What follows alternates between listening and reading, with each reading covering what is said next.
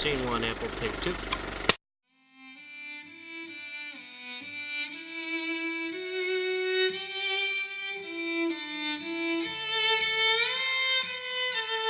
The prison door opened and the condemned came in. Mrs. Surratt was first, nearly fainting after a look at the gallows. She would have fallen had they not supported her. Harold was next. The young man was frightened to death.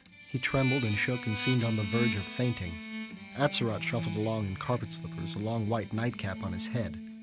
Under different circumstances, he would have been ridiculous. With the exception of Payne, all were on the verge of collapse. They had to pass the open graves to reach the gallows steps and could gaze down into the shallow holes and even touch the crude pine boxes that were to receive them. Umbrellas were raised and General Hartranft read the warrants and findings. Then the clergy took over, talking what seemed to me interminably. The strain was getting worse.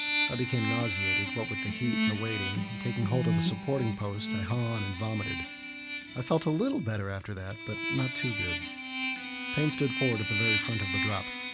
Mrs. Surratt was barely past the break, as were the other two. Rath came down to the steps and gave the signal. On the third clap, Shoup and I swung with all our might. Mrs. Surratt swung down and I believe died instantly. Payne was a strong brute and died hard. There was enough to see these two without looking at the others, but they told us both died quickly. Private William Coxshaw, Company F, 14th Regiment, Veterans Reserve Corps.